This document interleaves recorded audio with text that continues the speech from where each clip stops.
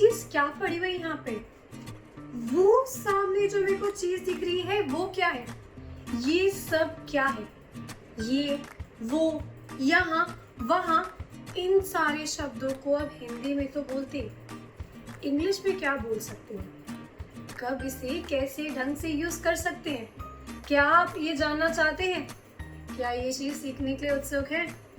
तो स्वागत है आप सबका हमारी YouTube की इस नई वीडियो में और फन इंग्लिश क्लास आपका बहुत बहुत स्वागत करता है। आज की वीडियो में मैं आपको बताने वाली हूँ कि दिस, दैट, दीज, दोज, ये चारों शब्द जो हमें, ये चारों प्रोनाउंस जो हमें एक जैसे दिखते हैं, इनका अलग अलग जगह पे सही इस्तेमाल कैसे किया जा सकता है। कहने को तो ये सारे वो शब्द हैं जो किसी भी चीज की तरफ इशारा करने के लिए यूज किए जाते हैं, लेकिन हर बार इनका प्रयोग परिस्थिति के हिसाब से बदलता रहता है। कब कौन सी चीज कैसे बदलेगी, कब कौन सा वर्ड यूज करना है और किस ढंग से करना है कि आपका वाक्य, आपका सेंटेंस गलत ना हो जाए। ये चीज सीखने के लिए, ये जानने के लिए आज की हमारी वीडियो ध्यान से देखिएगा। आज की वीडियो में हम डिस्कस करने वाले हैं दिस, दैट, दीज और दोज वर्ड्स का सही यूज। ये वर्ड जो दिस एंड दैट है ना, इसे हम प्रोनाउन बोलते हैं। ये वर्ड किसी भी चीज की तरफ इशारा करते समय हम यूज कर सकते हैं।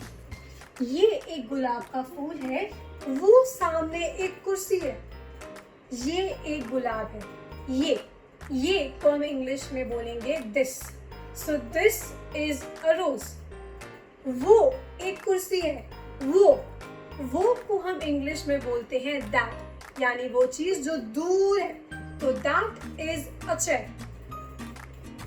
अभी तो मैंने यूज किया था वस्तुओं के लिए, अब इन्हीं वस्तुओं की जगह हम बदल देते हैं। अब क्या हो गया? This is a chair, that is a rose. यानी कि हमेशा कोई भी चीज अगर आपके पास हो तो उसकी तरफ इशारा करने के लिए आप दिस का यूज करेंगे, और वही चीज आपसे अगर दूर हो तो उसकी तरफ इशारा करने के लिए आप दैट का यूज करेंगे। ये तो मैंने आपको बताया था किसी वस्तु की तरफ इशारा करते। वस्तु की जगह अगर व्यक्ति की तरफ इशारा करना है तो कैसे करेंगे? This is a girl, that is a boy. This is a girl, that is a boy. यानी कि व्यक्ति में भी, अगर किसी व्यक्ति की तरफ भी आप इशारा करना चाहते हैं तो जो भी आपके पास है उसके साथ दिस आएगा, और जो भी दूर है उसके साथ दैट आएगा। लेकिन अभी मैंने जो आपको वर्ड्स बताए वो सिर्फ एक वचन में थे, यानी कि सिंगुलर वर्ड्स। एक गुलाब का फूल, एक कुर्सी।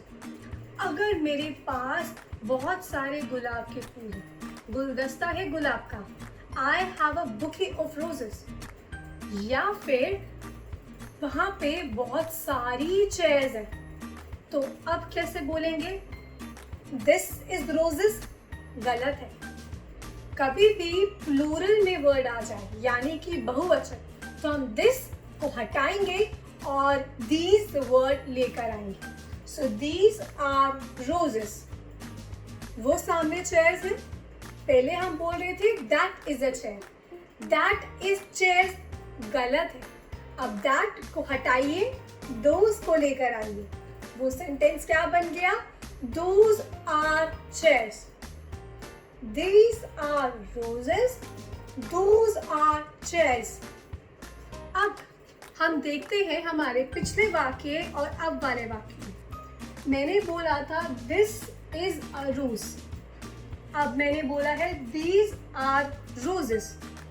इस वाक्य में सिर्फ this और these नहीं बदलता, एक और शब्द है जिसे मैंने बदला है, वो है is और are।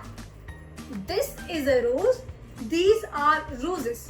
सिंगुलर में, एक वचन में जब भी हम this का यूज करते हैं साथ में is आता है, लेकिन जब हम बहुवचन की तरफ जाएंगे, प्लूरल की, यानी ज्यादा वस्तुओं की बात करेंगे, तो हम is की जगह are का यूज करेंगे। These are roses. That is a chair, Those are chairs. तो ये था this और these का ठीक तरीके से यूज करने की कुछ टिप्स। अब जब हमने इन वर्ड्स का यूज सीख ही लिया है तो इन्हें देखते हैं हम सेंटेंसेस में ठीक तरीके के साथ कैसे यूज कर सकते हैं। पहला वाक्य आता है Let me carry these bags. Let me carry these bags यानी ये सारी शॉपिंग बैग्स मुझे उठाने दो। Can you pick that bag for me? क्या आप मेरे लिए वो वाला बैग उठा के ला सकते हैं? तो क्योंकि अब आपने सीख ही लिया है कि this, that, these और those को हम कैसे यूज कर सकते हैं, तो अब हम सीखेंगे कुछ सेंटेंसेस जिसमें हम जानेंगे कि ये वर्ड्स कैसे ठीक तरीके से यूज किए जाएं। ध्यान से समझिएगा कि किस परिस्थिति में मैं this लगा रही हूँ, कब that लगा रही हूँ, कब these आ रहा है तो कब those, और is और are की पोजीशन कैसे बार बार बदल रही है। तो शुरू करते हैं इन वाक्यों के साथ। पहला वाक्य आता है The time in this clock is 5 p.m. The time in that clock is 11 p.m. The time in this clock is 5 p.m. यानी इस घड़ी में जो समय है वो 5 बजे का समय दिखा रहा है। वो वाली घड़ी मुझे 11 बजे का समय दिखा रही है। अगला वाक्य आता है This cat is eating. ये कैट अपना खाना खा रही है। That dog isn't eating. वो वाला डॉग जो है वो खाना नहीं खा रहा है। आगे बढ़ते हैं। अगला वाक्य Let me carry these shopping bags. Let me carry these shopping bags. Let me carry these bags का मतलब है ये सारे बैग्स को मुझे उठाने दो।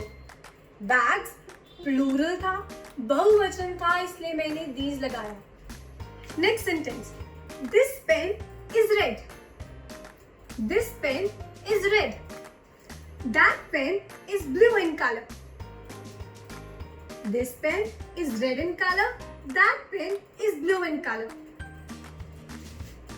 These shoes are black. These shoes are black. Those shoes are grey. These shoes are black. Those shoes are grey. These क्योंकि पास था, those क्योंकि दूर है, are। अब shoes मैंने शू नहीं बोला, एक जूता नहीं बोला, shoes बोला है। याद रखिएगा जूते हमेशा जोड़ी में आते हैं। पेयर में आने का जोड़ी का मतलब होता है पेयर, यानी प्लूरल, बहुवचन, और बहुवचन के साथ हम आर लगाएंगे। So these shoes are black, those shoes are grey।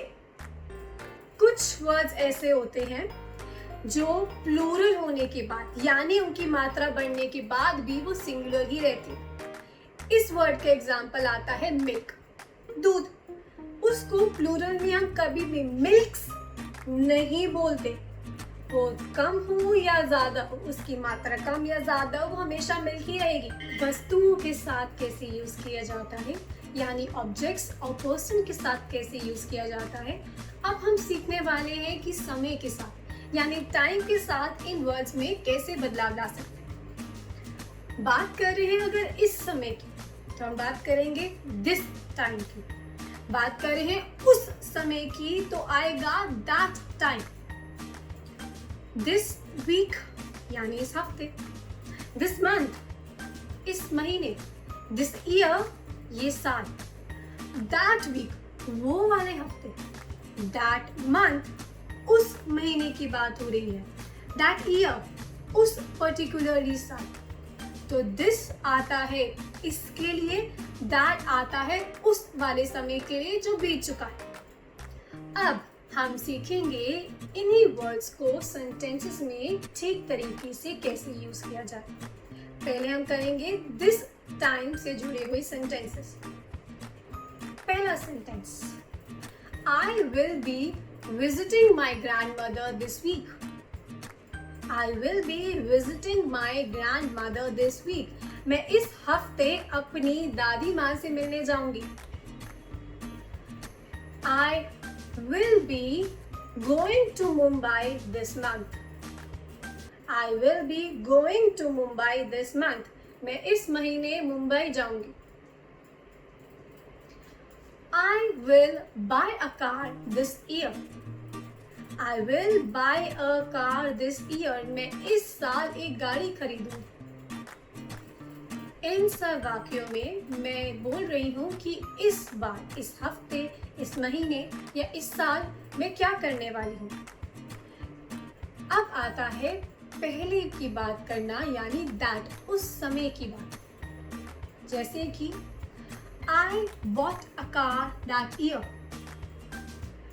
या फिर मुझे बताना है कि मैं बात कर रही हूँ अपने किसी एक एकेडमिक ईयर की, मतलब स्कूल के एक पर्टिकुलर साल की, जब मैंने बहुत ही अच्छे मार्क्स आए थे.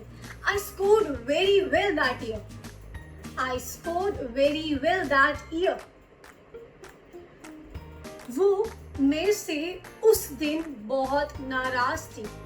She was upset from me that day. She was very upset that day. वो उस दिन बहुत नाराज थी. She was very upset that day. मैं उस महीने बहुत घूमी थी. उस महीने मेरे काम में बहुत नुकसान हुआ था. I faced losses that month. अब याद रखिएगा, that वाले सेंटेंसेस में हम हमेशा उस समय की बात पहले कर चुके हैं. अगर मैं बोल रही हूँ I scored very well that year, तो मैंने बताया था कि मैं कौन सी कक्षा की बात कर रही हूँ या कौन से साल की बात कर रही हूँ. वो साल, वो कक्षा, उस समय के बारे में पहले बता चुकी हूँ और अब उसे दोहराने की जगह मैं दैट का प्रयोग कर रही हूँ. दिस का मतलब होता है अभी, अभी, इस हफ्ते, इस महीने, इस साल. तो साथ ही साथ मैंने समय के, पूरा समय के बारे में आपको बता दिया है, तो उसके बारे में पहले से बताने की कोई आवश्यकता नहीं होती. तो आज की वीडियो में बस इतना ही. आज के लेसन में बस इतना ही. आज हमने सीखा दिस, दैट, दीज और दोस का सही तरीके से सिंगुलर और प्लूरल के साथ कैसे यूज किया जा सकता है, कब सेंटेंसेस में इज और आर की जगह बदल जाती है, और कैसे हम दिस और दैट को टाइम यानी समय को दिखाने के लिए भी यूज कर सकते हैं.